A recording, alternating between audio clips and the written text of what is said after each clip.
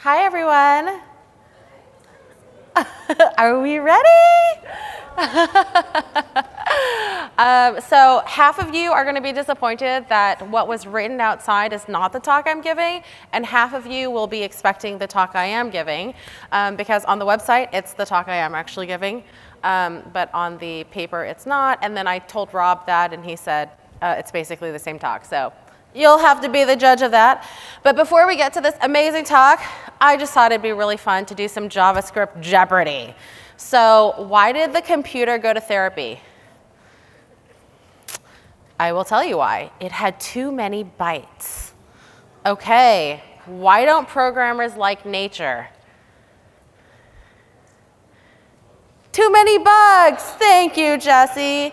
You were so unsure of that answer, and it was the answer everyone is thinking. How does a computer get drunk? It's difficult. It takes screenshots. Oh my gosh. I love JavaScript Jeopardy, but back to my talk. Today we're going to talk about building an AI app in minutes and how to say no to boilerplate, because who likes boilerplate? We're going to talk about a few things. I am definitely a Vercel fangirl these days, so we're going to be talking about v0. How many of y'all have used v0 before? 1, 2, 3. Oh my gosh. Life-changing.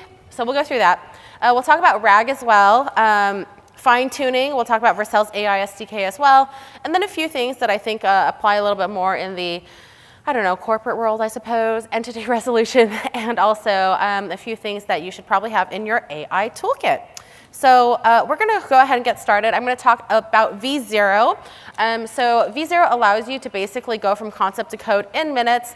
I really like it because you can do inline editing, you can do versioning, obviously you can scaffold up an app really easily, share it with teams, and then just add components via command line. So we're just going to go to that. Where is it? There it is.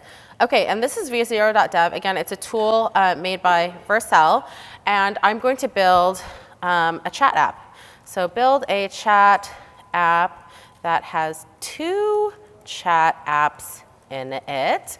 One of them is Kanye and loves Taylor Swift, and one of them is a smart Kim Kardashian, and make it rainbow colored.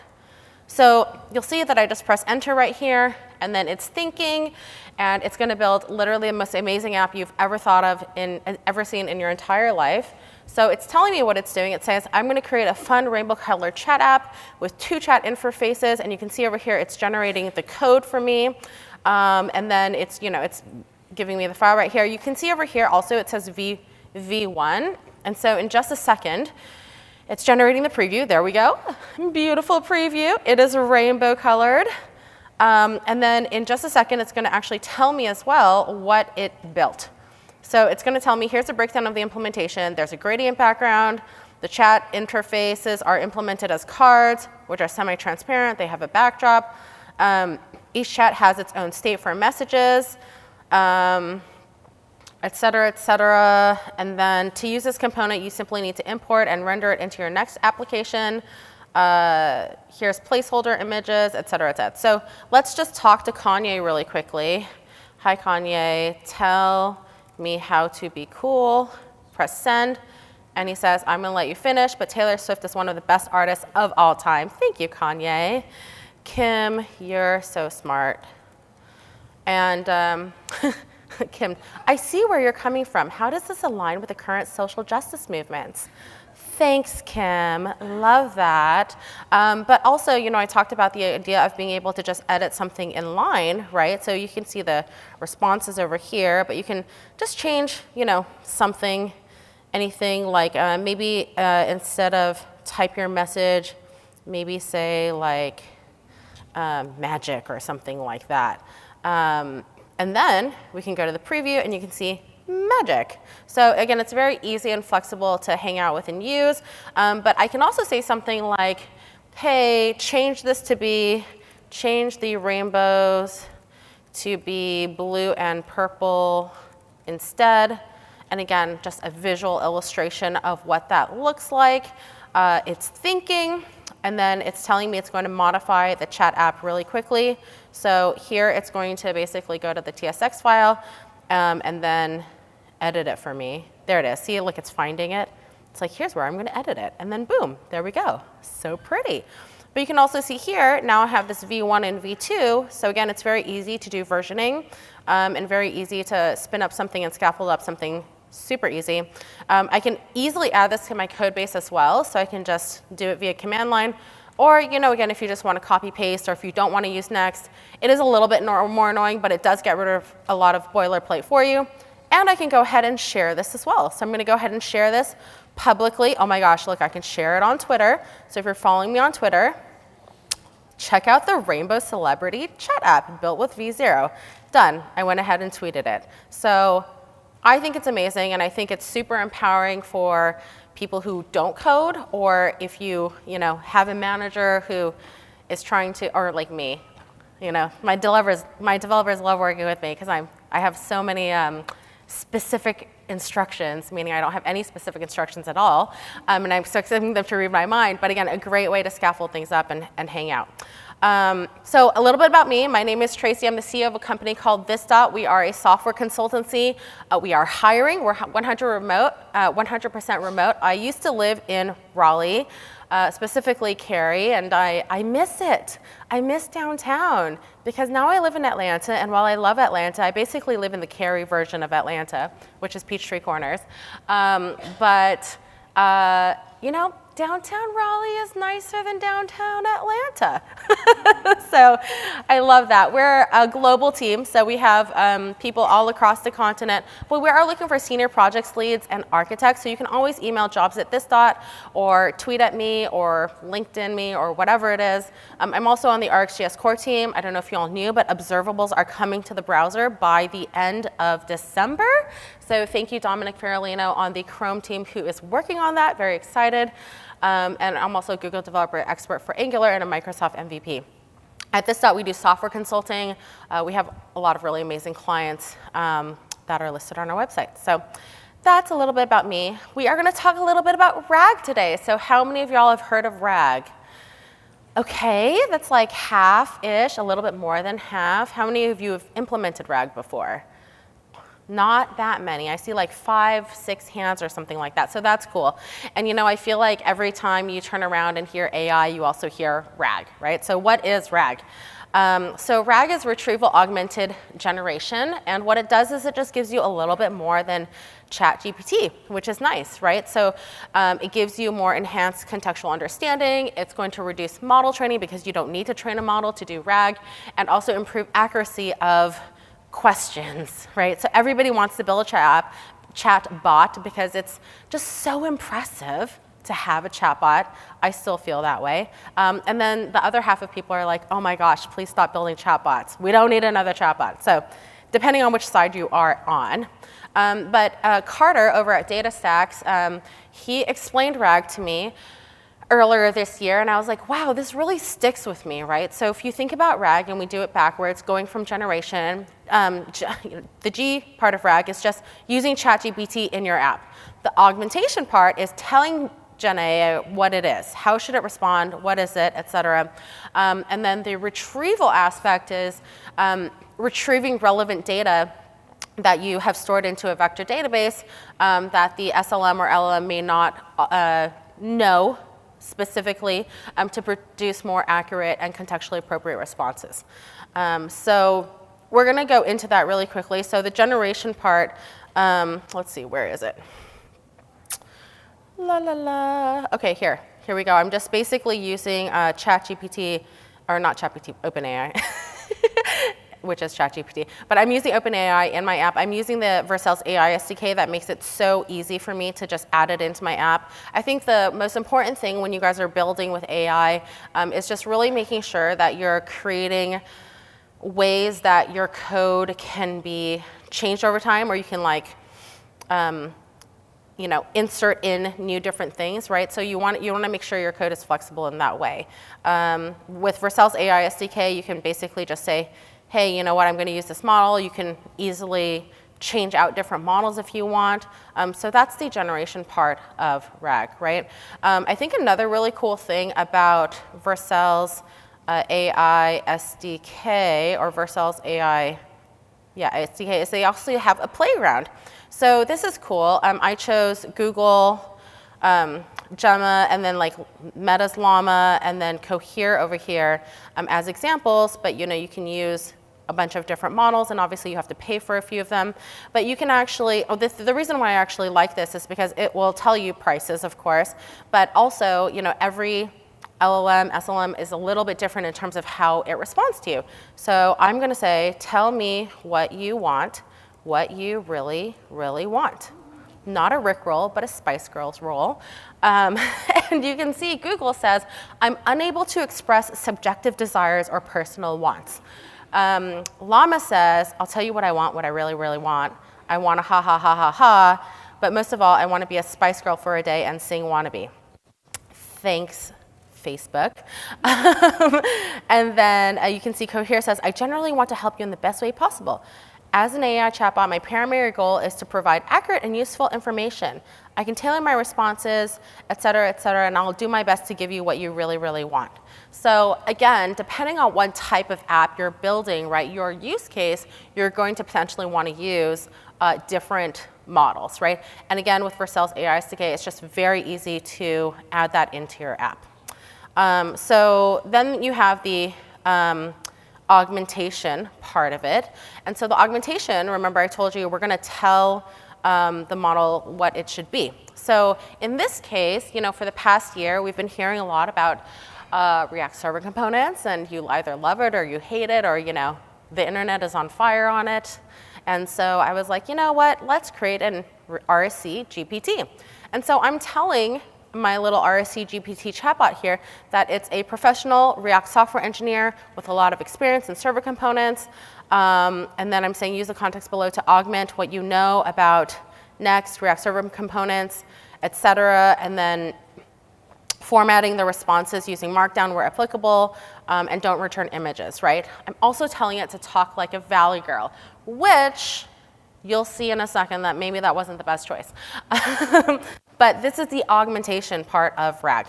So we can go actually, and you can actually go and look at this, right? This is rscgpt.vercel.app, and you can see it's talking like a Valley girl. Tell me about RSC. And the reason I don't like it talking like a Valley girl is because there's a lot of words.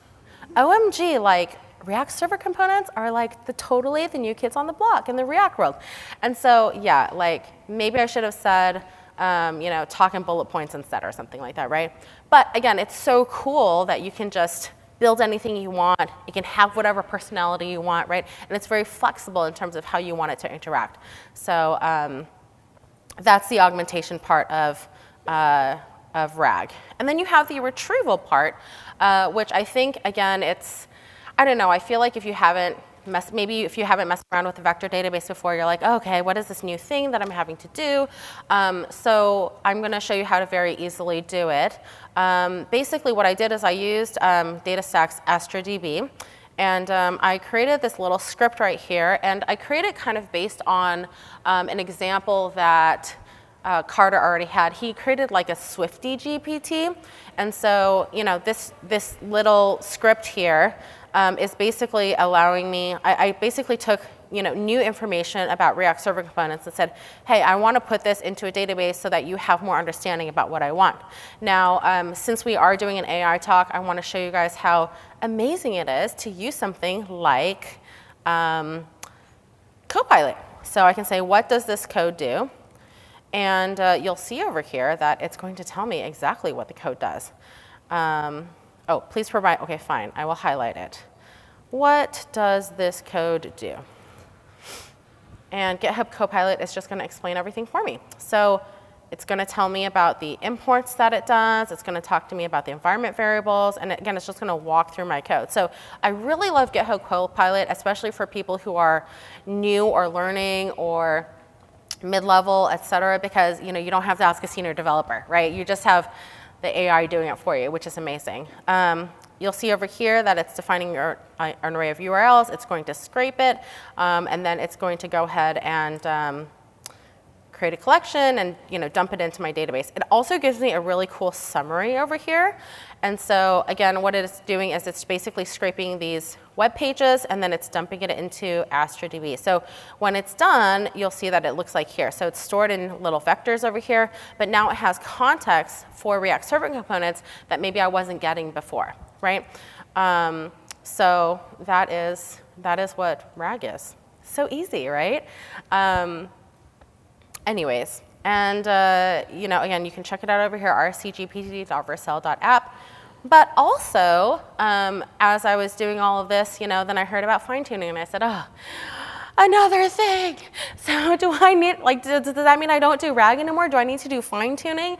And I think, with the pace at which AI is going, a lot of people feel that way.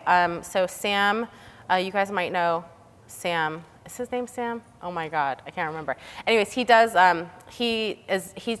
DevRel, and he wrote a blog post recently talking about how doing DevRel in AI is so different because when you do development, I mean, sure, development moves, JavaScript, et cetera, moves fast, but with AI, it's like you plan a week out, and if you don't plan a week, you can't plan a month out because the information is already irrelevant, right? So YOLO, I suppose. But fine-tuning. Fine-tuning is another thing that you kind of need to learn and understand. So here kind of, this is an incomplete summary of the benefits and downsides of RAG versus fine-tuning. So again, I said RAG is no training. There's less data required. It costs less. It's more efficient, right? Because that was pretty easy, that little app that I just built, right?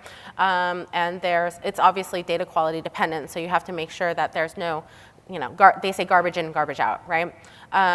Fine-tuning, you're actually training a model, which is kind of cool. It's really great for task-specific optimization. It's able to better handle nuances. It has a higher level of accuracy, but it's obviously incredibly resource-intensive too, right? Because you're training a literal model.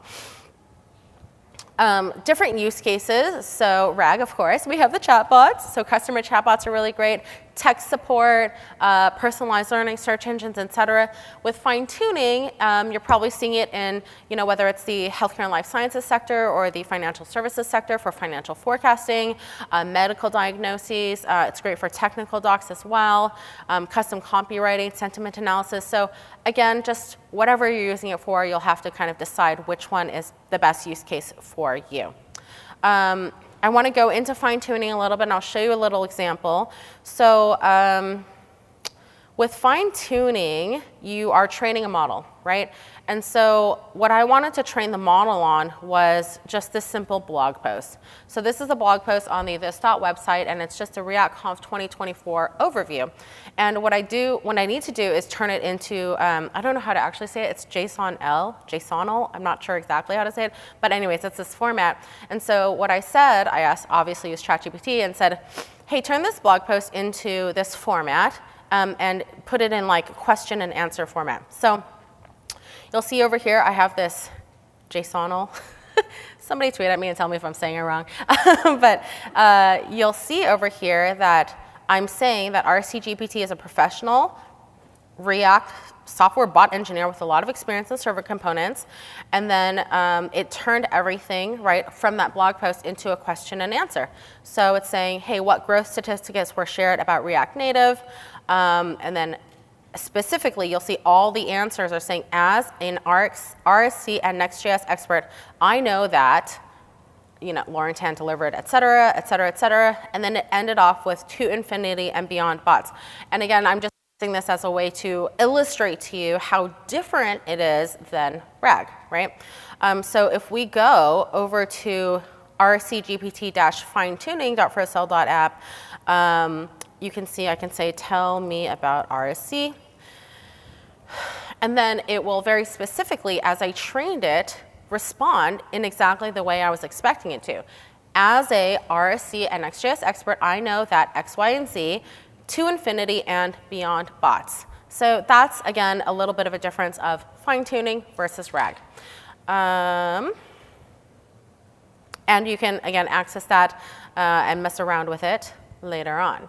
So I think, we can go a little bit beyond fine-tuning and RAG and talk about something like entity resolution. So this is like another thing where I think a lot of people are trying to, a lot of enterprises are trying to figure out how to use AI with entity resolution. So I'll explain entity resolution a little bit to you first. Let's say I have an Etsy store, but I have an Etsy store that people can buy things. I also have a Facebook page where people can buy things. Maybe I went to a farmer's market and sold something, and I have these paper items that I put into a spreadsheet, and maybe I'm going to use Danny Thompson as an example. Maybe Danny purchased it as Daniel Thompson, and then he purchased it on my Etsy as D. Thompson, and then he purchased it on my Facebook as Dan A. Thompson, right? Or maybe, if we're using a girls' example, maybe it was their maiden name, right? And so with entity resolution, you're basically trying to collect all the data from all these disparate sources, maybe different databases, and figure out who the heck this person is, right? Like, how do you know that Dan Thompson, Danny A. Thompson, and Daniel Thompson is the same person? So a lot of companies, again, are trying to do this. And we see this with a lot of our customers as well. So this is really important because RAG really relies on high quality, consistent data, right? So if you are, a data nerd or in the data space right now, you probably have a job, and there's probably more jobs coming, so I would recommend maybe going in that space.